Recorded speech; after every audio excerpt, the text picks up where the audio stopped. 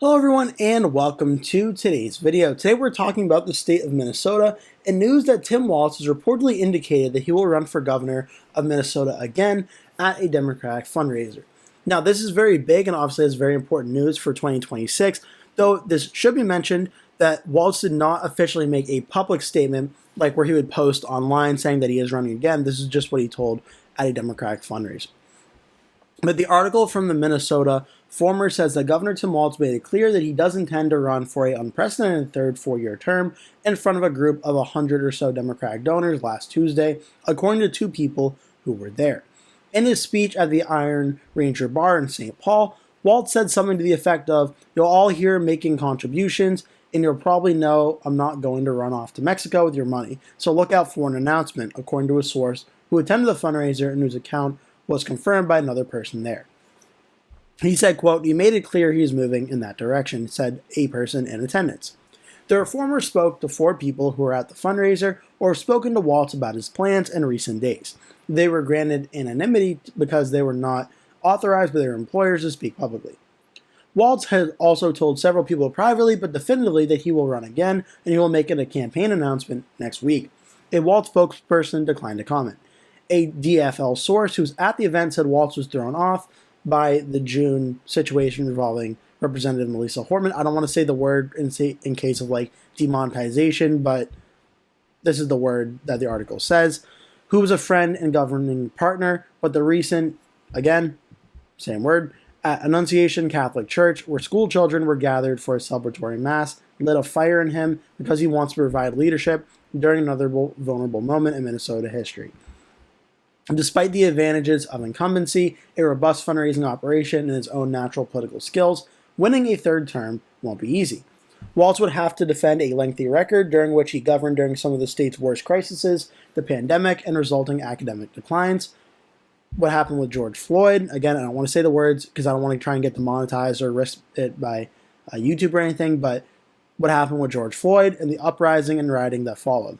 A spike in crime that has since subsided, emerging fiscal instability, and finally the political violence that happened with Hortman and her husband Mark and badly wounded State Senator John Hoffman and his wife Yvette. Another crisis has been the state's government's own making. A wave of fraud in public programs is sure to be a centerpiece of Republicans' campaign against it. Representative Kristen Robbins, a Republican candidate for governor from Maple Grove and currently the chair of Minnesota's House Fraud Prevention Committee, said Walz has allowed rampant fraud in his own agencies. A third Walz term would be a disaster, and I'm stepping up to make sure that doesn't happen, Robbins said in a statement to the Reformer. "I am committed to stopping the fraud, restoring fiscal responsibility, and bringing back common sense leadership so the state works for Minnesotans, not against them." Scott Jensen, the 2022 GOP nominee for governor, and Kendall Qualls, an Army veteran and healthcare executive, are also running as GOP candidates. Qualls said Walz's first two terms as governor have been nothing but a failure. Recent polling suggests that Walz remains popular with Minnesotans, but they are less pleased with the idea of him running for a third term. A June KSTP poll found that only 43% of Minnesotans surveyed said he should run again. Despite Walz's challenges, he has also enjoyed the highest of highs. A surprising easy 2022 re-election and a Democratic farmer-labor trifecta that resulted in a bevy of legislative victories from free school meals to driver's licenses for undocumented people, legal marijuana to huge investments in transportation and housing. He parlayed that record in a few high-profile national media appearances to emerge as Kamala Harris's surprising pick to be her vice presidential nominee. A national media and public speaking tour earlier this year fueled speculation about a 2028 presidential run, but he has already ruled out and said he will not be doing that if he wins a third term. The last time Minnesota voters were faced with a governor seeking a third term, they rejected Iron Range Democrat Governor Rudy Perpich in 1990. Okay, so this is obviously very interesting and has important news for 2026. Tim Walz sounds like he's going to be running again. Other Democrats that could run if Walz did not include Melvin Carter, Keith Ellison, Senator Amy Klobuchar could decide to run for governor and leave the Senate if she wanted to, Aaron Murphy, and Steve Simon. Though with the news that it sounds like Walz is going to running again, it really shifts to the Republican side for the most competitive things. Now, I think the Republican most likely to win again would probably be Scott Jensen, as he was the Republican governor in 2022, so he has been able to win a Republican primary before. Though it is worth noting that he did not win the general election, so there could be a little bit maybe of, I would say, anger against him or anti-incumbent sentiment against him as he did not win the general. The next Republican, Kristen Robbins, as the article mentioned, is running as well. She's probably second place right now. Brad Kohler, a retired MMA fighter, and he was part of the UFC ranks in DEEP, is also running in this race, with also Jeff Johnson, Phil Parrish, and Kendall Qualls as well. The only other two Republicans that have expressed interest are Julia Coleman, a state senator and daughter-in-law of the former U.S. Senator Norm Coleman, so that could have a political family involvement that maybe help her get her some votes if she decided to run, and CEO of MyPillow, Mike Lindell, who Mike Lindell, obviously, very close ally of President Trump. If he decided to enter this race, I don't know how he would do in a general election, but in a Republican primary, there would be a very real possibility that he could win the Republican primary, especially if President Trump went out and endorsed him in the Republican primary. Now, some of the statements Mike Lindell has made in the past, I think would essentially give him really no chance at winning a general election, but in the Republican primary, with at least 70 to 80% of very big loyalists to President Trump, Lindell would have a strong chance in that primary. And if Trump endorsed him, that may even put it away. Now, it should be worth noting, though, that President Trump did actually endorse U.S. Representative Tom Emmer of the 6th District to run for governor. He was the nominee for governor back in 2010. Emmer ultimately declined. So before Trump did actually want Emmer to run, so that could be an indication that maybe even if Mike Lindell does run, he may steer clear of endorsing him based on that decision. But again, we'll have to wait and see how that all goes. Three of the Republicans, Lisa DeMuth, Chris Madel, and Jim Nash, are also listed as potential Republican candidates. As for the general election race, it's pretty much big consistency here. Cook Political Report, Inside Elections, Sablo Crystal Ball, and Race to the White House all have the state listed as likely Democratic for Tim Walz. And when you look at the recent election history, we can look at Minnesota, the governor's race in 2022. It makes a lot of sense. Tim Walz won against Scott Jensen by 7.7% in this race. 7.7%, that would be in the likely Democratic rating of 5 to 15 points. So Walz won here by a pretty decent margin and was not really facing too much of a tough fight. The general election, the ratings were very similar. Most had it as likely Democratic. Inside elections, Politico did have it as lean. Real Clear Politics had it as toss-up. But for the most part, pretty consistent that it was likely for Tim Walz.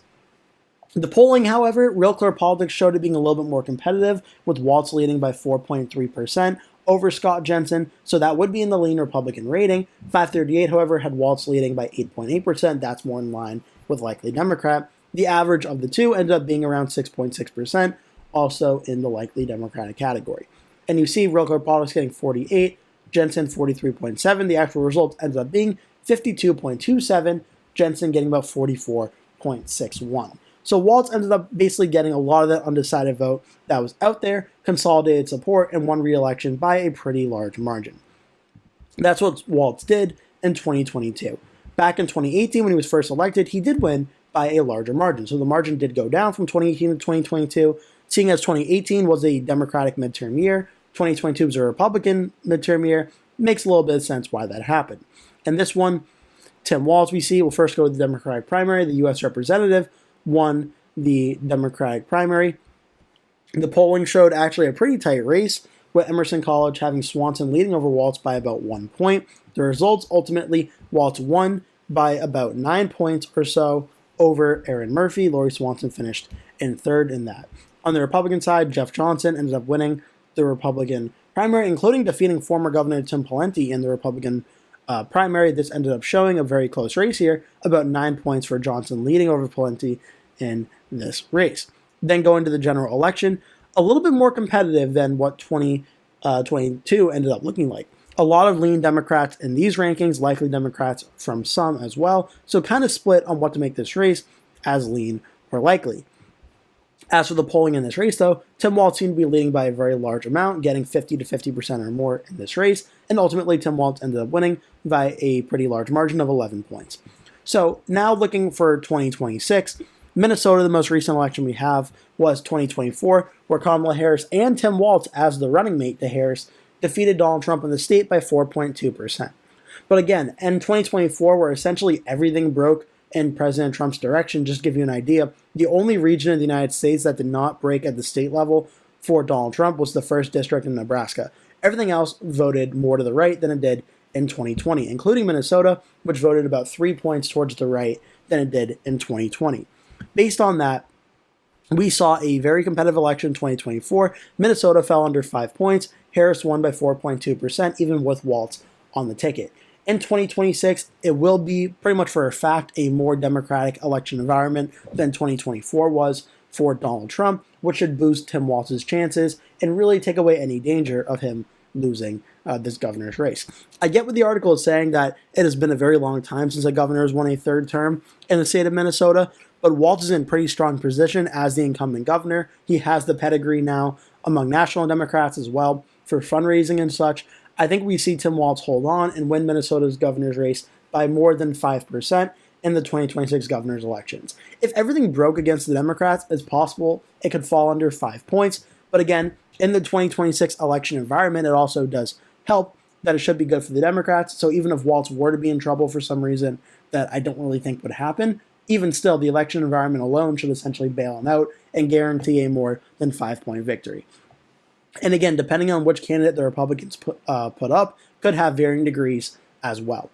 Right now, I think pretty much all of them lose by more than 5 points, but if Mike Lindell, for instance, were to be the Republican, it could even go to like more than 10 points or so, depending on how that general election could shake out. So, but again, I think Minnesota starts out pretty consistently in the likely Democratic category for Tim Walz. I hope you enjoyed this video. Make sure to like and subscribe if you did. Leave a comment below. Tell me your thoughts and all that, and I hope to see you in a future video.